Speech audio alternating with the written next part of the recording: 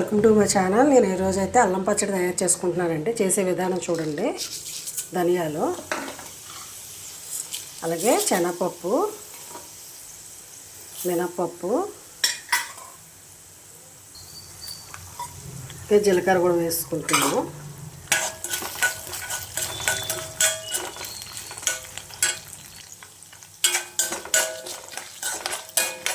ఇప్పుడైతే ఎండుమిర్చి వేసుకుందామండి.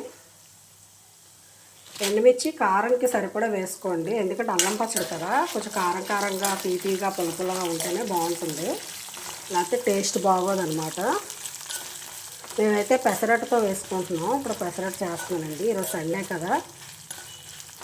సండే అయితే మా ఇంట్లో పెసరట్టు కానీ, లేకపోతే పూరి కానీ, వడ కానీ, గారె కానీ చేసుకుంటాము. అందుకు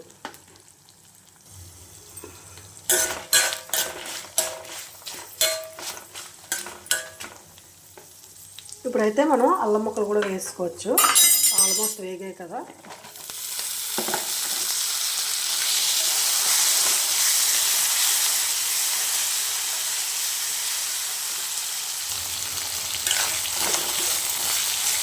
అలాగే చింతపండు కూడా వేసేసుకుందాం.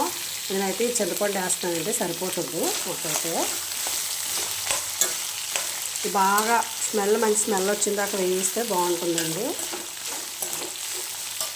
ఇదైతే మిక్సీలో వేసుకున్నాం అండి, వేగిపోయాయి కదా. ఇప్పుడైతే పచ్చి వెల్లుల్లిపాయలు వేసుకుంటున్నాను. అలాగే నేను బెల్లం ముక్క కూడా వేసుకుంటున్నానండి. అలాగే సాల్టు, పసుపు కూడా వేసుకోవాలండి. సరే కదా. ఇప్పుడైతే ఇది మిక్సీ కొట్టేసుకుందాం మనం. ఇప్పుడైతే అల్లం పచ్చడికి మనం పోపు పెట్టేసుకుందాము. నేను ఏమి వేయట్లేదండి, ఓన్లీ ఆవాలు, మినప్పప్పు, జీలకర్ర వేసాను, కరివేపాకు.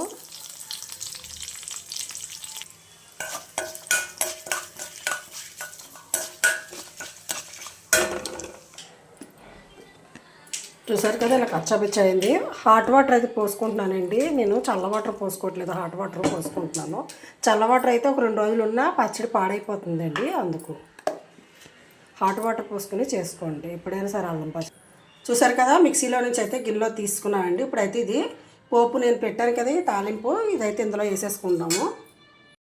ఫైనల్గా అయితే మన అల్లం పచ్చడి అయిపోయింది. చూసారు కదా. మా వీడియో కానీ నచ్చినట్టుకుంటే లైక్ చేయండి, షేర్ చేయండి, సబ్స్క్రైబ్ చేయండి. Thank you friends.